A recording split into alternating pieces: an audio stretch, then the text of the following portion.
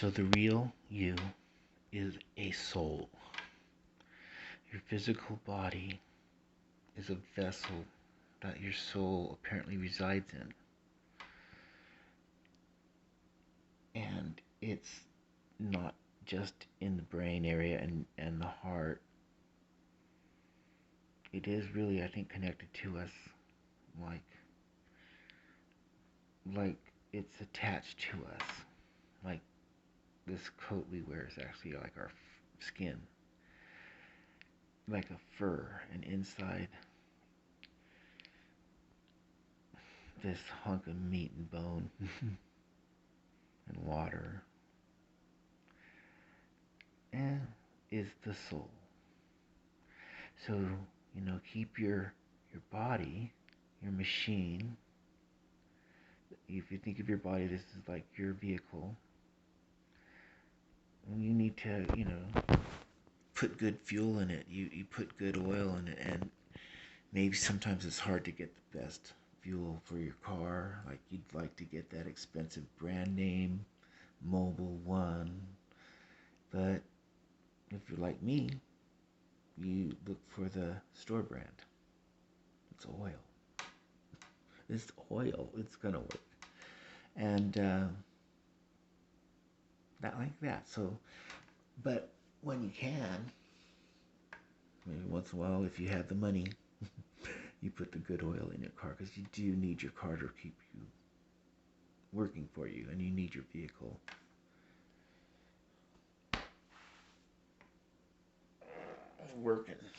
working for you. All right, so that's the lesson. You put that on your wall. You make your own, but you basically, the health. It actually is the soul. Should be different. Soul, the health of your soul, as opposed to the health of your body. And so you don't neglect the body. This is your vehicle. This is your world. This is the place you are right now. And it's tough to think that there's a God that knows all this, that we're put into a situation. It's not a win-win. It's just this hope that there is a win-win. Some people think you turn to dust, and you're dust. The soul, if it's there, is gone. So, but it doesn't mean that if you don't think you have a soul, you might think of it as your mental self, but I don't know. I think, therefore I am. I think, therefore I'm something more amazing than a brain, I think. I don't know if I can say that. But a soul would be more amazing than a brain, and a heart, and a skeleton, and muscles to move the skeleton. All interconnected. Keep it healthy, folks. Give it good fuel. And you need this vehicle to move. This thing is a living machine. It's not a car. It's more like an animal that needs, like your pet dog needs to run. That cat needs to play. And it's just because we're human. It's like maybe the animals are more, they get it, and they're not attached to their skins like we are. So that's something I learned, and I hope it's not foul. Jesus blows the whistle. Hey, you're getting into some stuff I don't approve of. I don't even know. I know that Jesus is real. Anybody who tells you that Jesus was never real, they're wrong. And you can just flat out say, if you want to prove it right now, I can get on the computer and find out that most people who study ancient books like the Bible and the Jewish Bible and the history of all the other things that were written down that we have today, as near as they can tell, I think the first writings are 100 years, the year 100. So if I'm wrong, it's 40 years after Jesus died, they found these writings. These writings are that old. And just think how close they are to when Jesus was alive. And then maybe they don't have those writings, but maybe there's writings about the writings a little later. And those might be 100 years later, but according to the historians, that's pretty good. You have this Josephus or somebody, I don't know, and he made a history, and in there it contains this. They know about Jesus Christ. He was a rebel, or like an upstart. They have some kind of word in there, like just means like a. He was a problem, and he was put to death by the Romans, sold by Rome, and that's in the history that's not in the Bible. It's other books. This is what I've come to learn, and I believe that's true. That most historians who know these things, I mean the guys way the ancient historians and religious texts, the people who study that say there is extra biblical writings, not many, but so there's a pretty close connection when Jesus died to the people who knew him and learned his lessons. They followed him around. And then they died, but somebody was writing for them. And if you haven't heard of, I think his name's Earl Bartman. Bart Earlman. Last name E-A-R-L, Earl. Earlman, or something like that. Maybe it's E-R-man. Anyway, he's got a book called Forged, F-O-R-G-E-D, Forged. And I learned a lot in that book, and I still, even though he's an atheist, he started out as a Christian, wanted to become a scholar of Christianity and religious texts, came to find out that the New Testament to him it doesn't prove anything of a deity at all. In fact, he thinks they're forgeries of people who wrote that kind of knew the histories but wanted to do something with it. And he, being an expert, he's the one who told me through his book and through, if you can watch his videos too, that Jesus Christ was a real person. But he doesn't believe in Earlman, Dr. Earlman, this historian, doesn't believe in the deity of God. And I think he's the one also he admits that you can't be an atheist. At best, you can be only agnostic, meaning that you're just fine, that you don't know either way. It could be.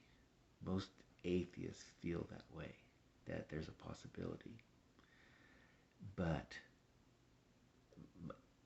that's called agnostic. That means you don't know. Not knowing agnostic.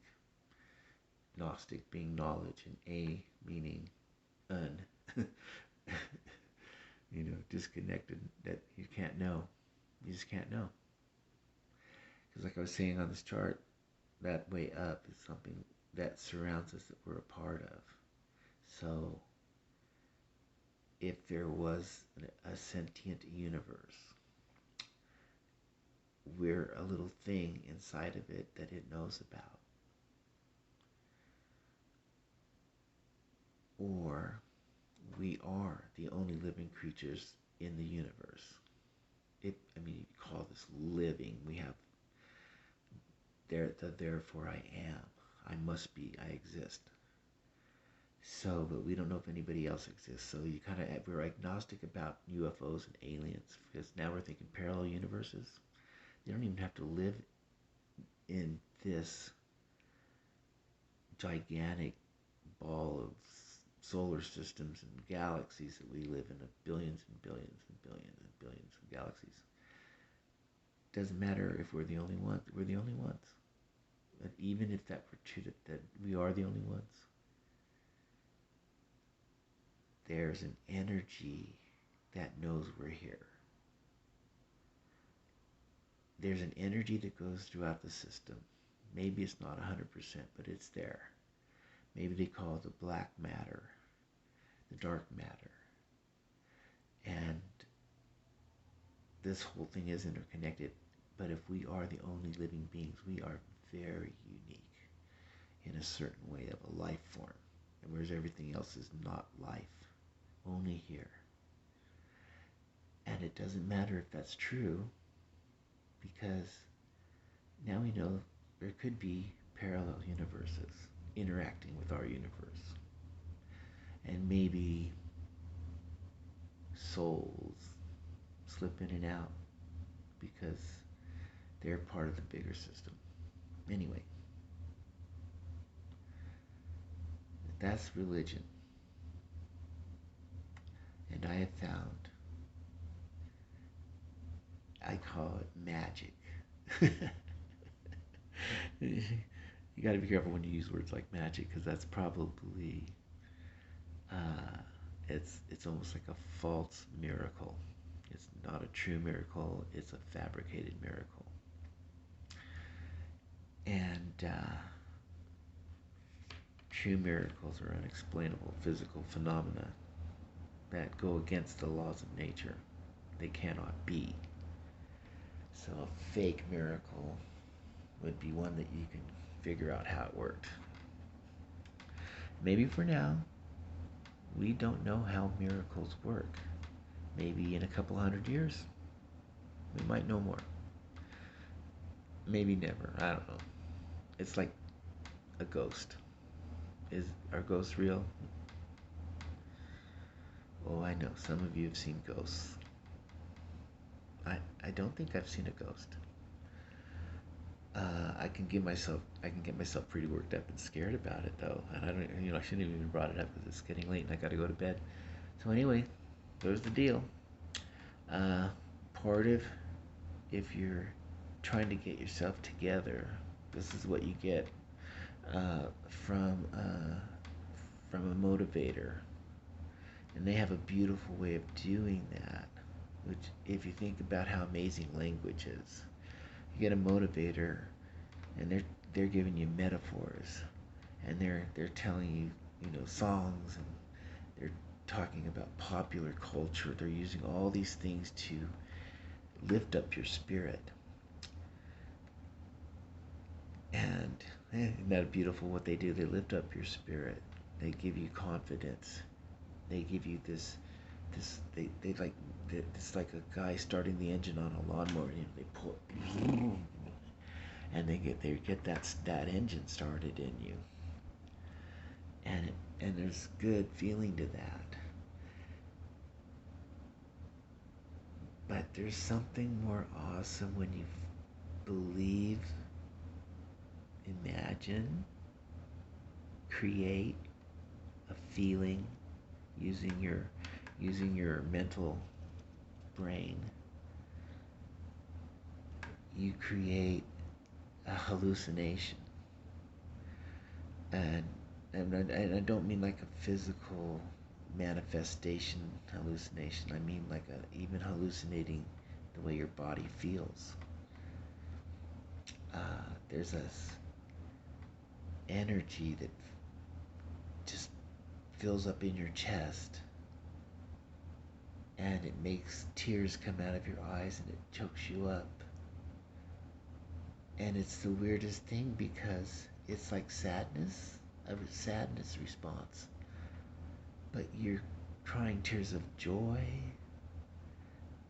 That is the goodness that our soul craves. And that's what I like about believing in God. I like to believe in the miracle, that it's a miracle that there is a God. But we just haven't experienced that miracle yet. Maybe it doesn't exist. But I like believing it exists. I like talking to God. And maybe I'm making up a conversation in my head with myself. But I swear, I think I know the difference of me creating a conversation in my mind as opposed to a conversation that I know is outside of my body. I'm not hearing it with my ears, but it's definitely not coming from within me. It's apart from me. It's other. It's other. And I, that, that might sound spooky, but I mean, anybody knows what I'm talking about, and I going to church at a revival meeting is when you get filled with the Spirit, and it's so overwhelming. The tears come, and you're just everything's so beautiful that you're just crying, and everything's so beautiful. It's just affecting your whole body, and I think that's like our skin crawling, and not out of fear, but out of recognition. Our vehicle and our soul inside intertwined. I wish I could do that with my hands right now, but I can't. Intertwined, like they're connected. Like skin is connected to our circulatory system. Our skin is connected to our, it has a nervous system in there too. It's connected. And that's why I like to think that our soul is connected to our vehicle, this animal. This animal that has a brain, that the soul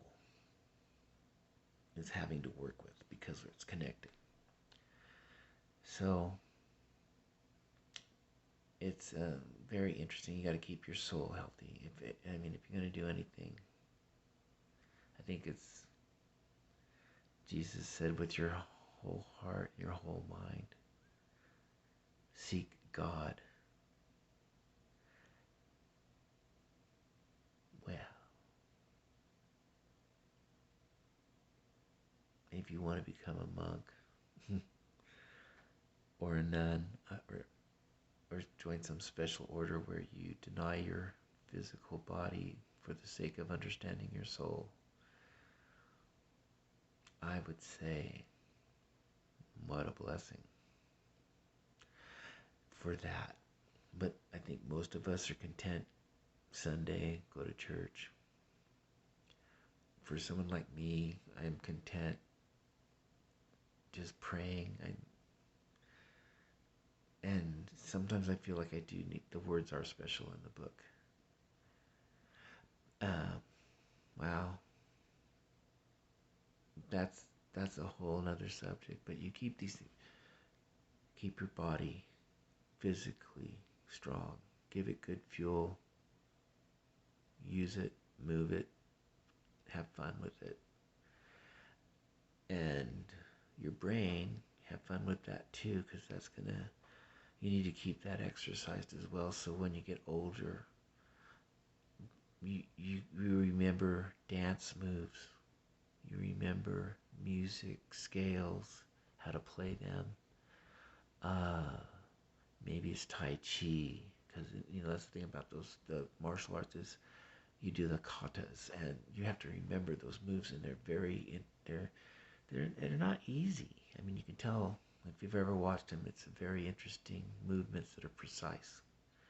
They start in one spot and they go around doing all these movements and kicks and little punches and blocks, extensions, and they end up, when they're done, they end up where they started. Boom. And they perfectly where they started. So every move is precise, and that's really a very good mental exercise and a good physical exercise. But then there's prayer, meditation. And you could say it's when you leave your body. When you pray and meditate. And I don't want it to be like a scary out-of-body experience, but basically you're using the only thing you have that you know is your brain. And you're trying to pull your consciousness I believe this. This is what when you meditate, here's the consciousness here, and you're trying to pull it out so it's more objective, so it's not uh, being, so it's not uh, being annoyed because this is working. And you get to a place in meditation where you can hear your heart beat, and you can feel the air go in and out, and you can feel your muscles on your back, on the back of your neck that you need to stretch. And and that's something I love to do is stretch, and I'm thinking about doing, showing some how there's good stretches, but make them your own. You can feel your muscles when you move. You don't have to do it exactly as the book says to do. You can turn your arm, stretch and turn, rotate, and you can feel the difference. And while you're doing that, pray. You know, two birds with one stone.